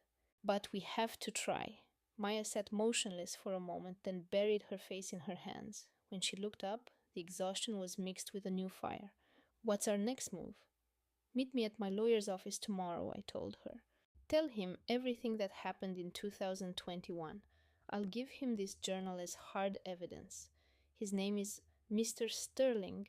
He's already reviewing my situation and will see the connection. Will he actually believe me? Maya asked, her voice trembling. He has to, I said firmly, because this time Liam has been caught planning his next move. You're not just an old story, you're the first victim in his documented history of deceit. Maya nodded slowly. Okay, I'll be there. One last thing, I added. If we do this, his lawyers will be brutal. They will call you a bitter, failed architect trying to cash in. They'll try to shred what's left of your name. Maya's face became resolute. Let them try. I've had nothing for 3 years. This time I fight. I got up and held out my hand. We fight together. She stood and shook it. Together. On my way home, my phone buzzed. It was an alert from my bank. Large transfer initiated, $500,000. Liam was moving our joint savings. A cold dread washed over me. I remembered his smug smile from that morning. But Liam didn't know I had his journal. He didn't know I'd found Maya, and he had no idea what was coming. Sterling, I said into the phone, I need Maya to give a statement tomorrow, and I want you to file for an emergency asset freeze. We aren't just filing for divorce.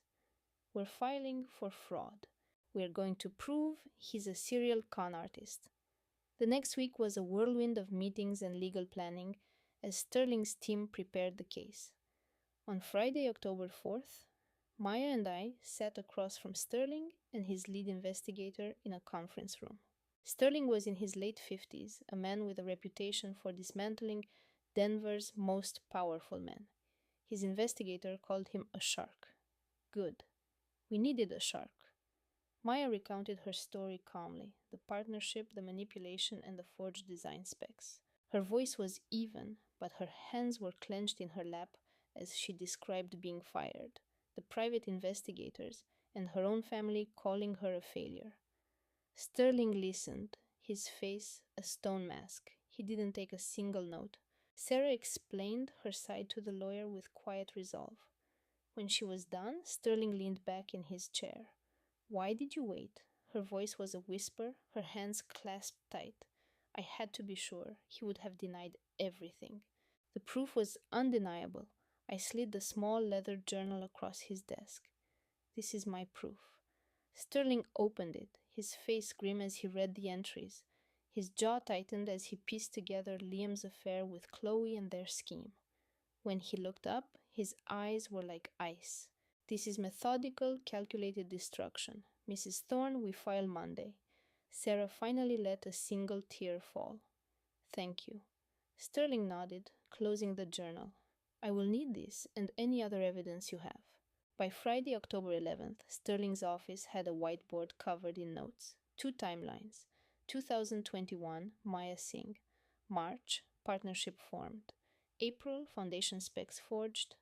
May, $2 million project loss. Singh ruined. 2024, Sarah Thorne. October, affair discovered. November, plan to hide assets. December, intent to file for sole custody. Sarah discredited. Sterling studied the board. He's a creature of habit. It's his playbook. Finn, the investigator, nodded. We can build a civil RICO case on this pattern. I want everything, Sterling said. Every transaction, every text between him and that woman. I displayed my laptop on the monitor, showing them what else I'd found. The text history between Liam and Chloe. Bank records showing payments to her, transfers from their joint accounts, digital footprints from his devices. Our witnesses, Sarah Thorne and Maya Singh, the nanny who saw Chloe at their house constantly. Sterling's paralegal, a sharp woman in her late 20s, documented it all. She said little, but I could see her building the framework for the case Sterling would argue in court. When I finished, Sterling looked at Finn. What about the recording from her car? Rock solid, Finn said. He admitted everything. Liam was caught on the bug I planted, telling Chloe he wanted Sarah gone and didn't care what it took. Sterling's mouth formed a tight, cold smile. Perfect. We let him convict himself. On Saturday, October 12th, Sterling called us in. Sarah and I sat before him as Finn stood by. He opened a thick legal file. These are the charges we are filing against Liam Thorne and Chloe Beck. He started reading the list. For the 2024 plot: conspiracy to commit fraud, embezzlement, forgery, witness tampering, and conspiracy to commit fraud. He flipped the page. For the 2023 fiscal year: grand larceny of $200,000, wire fraud, and numerous counts of contract fraud. Another page, and a RICO charge for running his firm like a criminal enterprise. We're also arguing for an aggravated sentence given the calculated nature of these offenses. Mr. Davies met our gaze. Conviction on everything means a mandatory 20 to 25 years. He won't be eligible for parole for at least 12. The silence was crushing. 25 years. Ethan would be an old man. After Leo left, the atmosphere in the office was grim. Ethan's parents shifted in their seats. What about them? I asked, my voice barely a whisper. David's expression softened slightly. David and Sarah are also facing charges for conspiracy and for falsifying his alibi. If they cooperate, they might get house arrest. If not, his voice faded. They're looking at 1 to 3 years each. I just nodded. They made their choice. Davies closed the thick file. The arraignment is Tuesday at 10 a.m., and they will plead not guilty. After that, the real fight starts. I'll need both of you on the stand. Olivia and Leo looked at each other. He gave a firm nod. We'll be there. Outside the law office, the San Francisco fog was dense and cold. The November air off the bay smelled of sea salt and exhaust. Olivia and I walked to the parking structure in silence. Only when we reached my car did her composure finally crack. Leo. Her voice was thin. Thank you for doing this with me, for being so strong. I looked at her, the woman whose husband had tried to send me to prison. A cold resolve settled in me. This was more than just clearing my name now. It was about making sure Ethan could never do this again. It's not finished, I told her. The trial begins after the plea. Olivia nodded. I'm ready, but I could see the terror in her eyes, knowing Ethan was still out on bail. He knew she was the one who found the hidden server files. He knew about the shell company, about me, and about the entire case Davies was constructing. A trapped man is a dangerous one. I recalled a note in his project file. Day 60. If O finds out, it's my word against hers. But now we had his blueprints. And Ethan knew we had them, meaning he would either flee or fight dirty. I wasn't sure which I feared more. Tuesday, October 15th, at the Hall of Justice, I watched my former business partner denied 12 felony counts. The courtroom was packed, reporters lining the back wall. My parents sat with the district attorneys. Ethan's parents were seated directly behind him, with their own lawyer between them. He looked utterly alone. Ethan was dressed in an expensive charcoal suit, appearing calm and unaffected. He was still a free man. The judge, a sharp woman named Judge Chen, looked down from the bench. Ethan Hayes, you are charged with 12 counts, including conspiracy to defraud, multiple counts of contract fraud, grand larceny, perjury, numerous wire fraud violations, and racketeering under the RICO statute. The indictment was a relentless drumbeat. Every charge felt like a physical blow. How do you plead? Ethan's voice was clear and even. Not guilty, Your Honor. A cold dread washed over me. He was going to drag this out, charge by charge. Davies stood up. Your Honor, the state requests that the defendant be remanded. He poses a significant risk to the primary witness, his wife, Olivia Hayes. Morrison, Ethan's lawyer, was on his feet instantly. My client has surrendered his passport, Your Honor. He has no plans to leave San Francisco. Judge Chen held Ethan's stare. Bail will be continued, but Mr. Hayes, You will have absolutely no contact with Olivia Hayes or Leo Valdez. Any breach of this order results in immediate remand. Am I understood? Yes, Your Honor. The trial date is set for January 6th, 2026. This court is adjourned. The gavel struck wood. I stood and let the crowd carry me out. In the hallway I saw them. Ethan, his parents, and Morrison already in a tight circle. His father, David, approached me. Leo, we have to fix this as a family. I kept walking. We have nothing to fix. His mother's voice was pleading. Please, son. Ethan made a horrible mistake, but he loves you like a brother. I stopped and faced them. He tried to frame me for his own crimes. That isn't a mistake. That's pure evil. His sister Maya blocked my path, her face contorted with rage. You did this, Leo. You tore everything apart. My voice was quiet. Ethan tore it apart 60 days ago. A bailiff appeared at my side. Sir, you need to keep moving. She gave me a look of pure hatred before her lawyers steered her away. I watched them leave, knowing that moment in the cold, echoing hall was the absolute end. The following weeks were a whirlwind of legal preparation. The first week was spent in Davis's office, getting me ready for the deposition. Just answer what's asked. No extra information. They'll try to portray you as a jealous former partner. Stay calm. We reviewed the evidence for hours, the altered invoices, the fraudulent building permits, the web of shell companies, every exhibit. Then came week 2. Olivia Hayes was officially added to the prosecution's witness list. 3 years after Ethan had tried to have her committed, she was prepared to confront him. Davies arranged the meeting. She looked thin, but her gaze was unbreakable. Thank you, she said softly, for finding the truth, for helping me get my life back. I told her I was sorry for everything Ethan had done. It's not your fault. A faint smile touched her lips. You stopped him. That's what matters. Her children were still coping with the emotional and financial devastation. Davies filed a motion to have evidence from the first incident admitted. I watched on a monitor as Olivia detailed the forged psychiatric reports, her world collapsing around her. I had to look away. Week 3, Morrison tried to have the server files suppressed. He argued architect-client privilege. Judge Chen dismissed it. This was a criminal conspiracy. Privilege is void. Motion denied. He challenged the chain of evidence. That was also denied. The digital forensic trail was airtight. Olivia's deposition was next. I sat outside while she recounted 2 years of calculated emotional abuse. She's going to be ruthless. For 2 hours, Ethan's lawyer will try to shatter you. Do not let her. My attorney had prepped me the night before. Your deposition is scheduled for 4 hours. They will argue you're unstable. He'll say the house blueprint was a creative exercise, that you're misinterpreting everything. Stand your ground. I will. He'll claim your discovery of it was a violation of his intellectual property. His whole strategy is to create doubt. You must be solid as a rock. I nodded. Harrison went on. Olivia, I've handled high-conflict divorces for 20 years. I have never seen arrogance like this.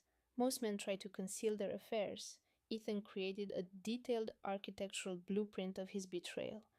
That's our weapon. His own creative genius will be his downfall. What if they argue the design was just a simulation? Then we play the video message from Maya, her triumphant little laugh. It feels like our home is already built. You cannot fake that kind of smug satisfaction. Her brother has no defense against it. He stood up. Go home, get some rest. On Monday, November 6th, at 9 a.m., we start taking his world apart. Sleep was an impossible luxury. Looking out at the bay, I pictured Maya's face at the mediation, not sorry, but victorious. She was absolutely certain she had already won. Her family's plan was obvious. Portray me as the volatile, jealous wife making things up for a bigger settlement. Just create reasonable doubt. But they had no answer for Maya's own voice on that video file. I had played it over 100 times, letting it build a wall of ice around my heart. Every time Maya gloated, it feels like our home is already built. Another piece of me hardened. Tomorrow a judge would hear it. They would see the project files for the Carmel house. They would learn about the secret land purchase. They would hear my testimony describing how I found the Maya project on his private server. And they would decide if my husband would lose half his company or if he would walk away free. November 6th, 2023. The Hayes divorce proceedings started on a cold, foggy San Francisco morning. The 5-day trial felt like an eternity. The gallery was packed, the city eager to witness the downfall of an architectural star. I stood in our Pacific Heights condo, 8 months pregnant, my sister Maya right next to me. From the 62nd floor, the lights of the city spread out like a fallen constellation. My husband Ethan, the award-winning architect worth millions, had given me this life. Maya had always pretended to be in awe. He adores you, Liv, she would say all the time. This view, the baby, your life is a masterpiece. I heard only sisterly love, completely unaware of the bitter jealousy underneath. I believed she was my closest confidant, my most loyal friend. The next day, I was in Ethan's home studio searching for the final plans for a charity project. My gaze fell on a hidden folder on his server, a personal project he claimed was for a design competition. It was labeled M+E. A cold feeling washed over me. I opened it. Buried in the subfolders was a designer's mission statement, a digital love letter. My breathing stopped. It read, "For Maya, our foundation." The interior design palette used her favorite colors, not mine. The art choices were all hers. My world fractured as I scrolled through the detailed blueprints. This wasn't a competition entry, it was their future home in Carmel. I felt our baby kick. An innocent life caught in this web of deceit. The entire project was a monument to their affair. When Ethan came home that evening, buzzing about a new commission, I was standing there waiting. The incriminating blueprints were displayed on the giant monitor in our living room. His triumphant smile dissolved, replaced by the ashen, cornered look of a man whose secrets were exposed. He offered flimsy excuses, calling it a conceptual design, a what-if scenario for a client. But the intimate, personalized details told the real story. His lies were pathetic and insulting. I told him to leave his keys on the counter and get out. His perfectly designed world had just come crashing down. He was gone, and the silence in our new brownstone was overwhelming. The life he had built for me was just an expensive lie. I watched the sailboats on the Charles, my own future just as adrift. I called Chloe to meet for coffee the next day. She showed up not with shame in her eyes, but with a chilling, almost triumphant poise. She ordered her usual latte, her hands perfectly still. It was like I didn't know my own sister. "He was never going to be satisfied with you," she stated, her voice cold. "He needs a partner in his ambition, not just a wife. He's in love with me." Then she delivered the final, calculated blow. "And I'm pregnant too." Her words were a hostile takeover. The treachery was absolute, a wound so stunning it stole my breath. I stood up and left, my coffee untouched. The life I had cherished was gone, demolished by the two people I should have been able to trust the most. I hired Boston's most notorious divorce attorney that afternoon. It would be a fight. Ethan's fortune against my proof. My parents called, begging me to reconcile, to think about the family's standing. I started ignoring their calls. The divorce was a brutal campaign. His legal team portrayed me as greedy and unstable. My lawyer presented the falsified invoices, the LLC registrations, and the secret condo lease. It was a high-stakes war of finance and infidelity fought in polished boardrooms. The months passed slowly. As my pregnancy advanced, so did my resolve. Ethan and Chloe became a regular feature in the society pages. I paid it no mind, focusing on my well-being and the small life I would now raise alone. My son Noah was born on a bright October morning. Holding him, all the chaos seemed to recede. The divorce was finalized a week later. I kept the house, received full custody, and a settlement that secured my son's future. The terms were catastrophic for Ethan. His firm's reputation was shattered by the scandal of him embezzling marital funds for my sister. He was now financially shackled to two women, two children, and the wreckage he'd made. The last I saw of him was across the long table in my lawyer's office. He looked smaller, the ambition in his eyes replaced by exhaustion. He had Chloe, but he had lost his entire professional world. Chloe sent a single, bitter text message. You couldn't hold on to him. I deleted it without a second thought. I hadn't lost anything. I had been freed. That chapter of my life was officially over. 1 year later, the brownstone was alive with laughter. We were celebrating Noah's first birthday. My real family, the friends who had supported me, filled the space. The house was no longer a showpiece for Ethan's success, but a home filled with love. My friend Maya put an arm around me. You're a completely different woman, Amelia. You survived the fire. I smiled, knowing she was right. The flames had burned away my naivety, leaving something far more resilient. I had launched my own architectural preservation firm, consulting for historical societies. It was already profitable. I wasn't Ethan Reed's wife any longer. I was Amelia Reed, a mother, an entrepreneur, and the sole designer of my life. I heard the gossip, of course. Ethan and Chloe had a daughter. They were living in a new house he had built in the suburbs. But their life was built on a foundation of deceit, and that kind of structure never lasts. I looked at Noah, who was laughing as he covered his face with cake, and felt a deep sense of peace. My son would be raised knowing what loyalty and truth meant. My victory wasn't getting even, it was this peaceful, happy life. Judge Davies looked straight at Ethan. Please stand. Ethan got to his feet, his tailored suit suddenly looking too large. The judge's voice was sharp. I have examined the evidence. This wasn't an affair. It was a calculated financial deception. She removed her glasses. You methodically financed a new life with your sister-in-law while your pregnant wife thought you were building a future with her. The courtroom was utterly still. You've shown no remorse, only anger at being discovered. Given the severe emotional and financial betrayal, I am awarding punitive damages. For the breach of fiduciary duty, you will sign over 60% of your development firm. Your personal stock portfolio is hereby transferred to your wife. A quiet gasp went through the room. Ethan looked like he was about to collapse. The judge's gavel came down hard. The court's judgment is final.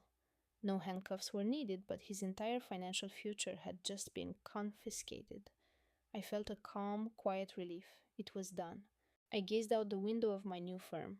Founder and principal architect with an income over $500,000, last year's profits created a $30,000 grant for women starting their own design companies. A new start for them, a clean break for me.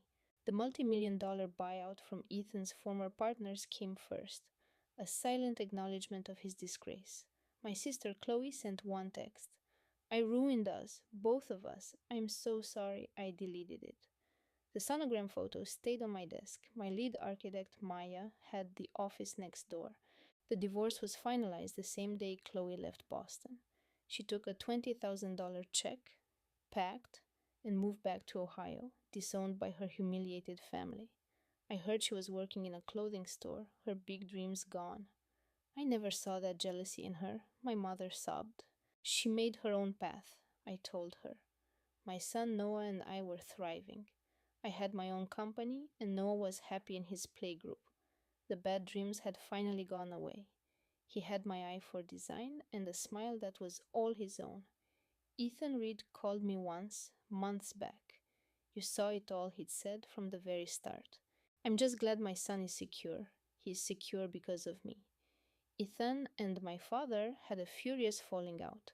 My uncle paid back every cent Ethan had loaned him, almost $100,000. The Beacon Hill house sold for $14 million. I got more than half, plus another million in punitive damages.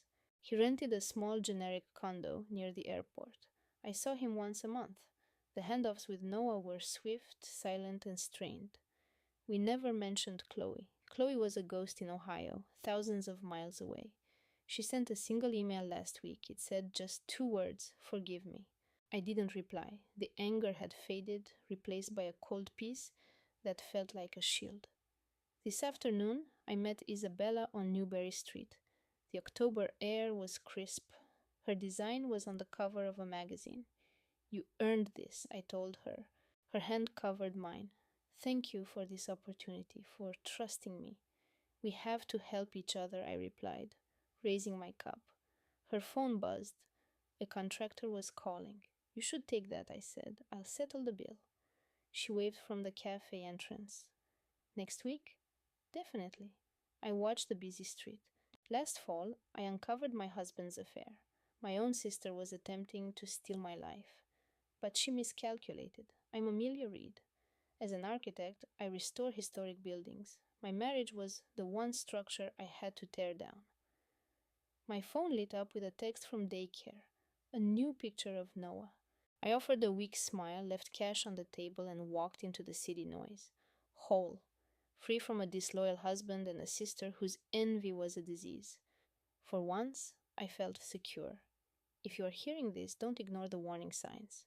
I dismissed 3 major red flags: the unusual wire transfers from our brokerage account, the luxury condo he secretly leased for her design firm, their hushed late-night phone calls. My instinct was screaming. Some secrets are hidden in the financials. Divorcing Keithan was correct. My only regret is not auditing our accounts sooner. Her constant little jabs, the backhanded compliments, the way she minimized my career. This kind of envy is a silent toxin.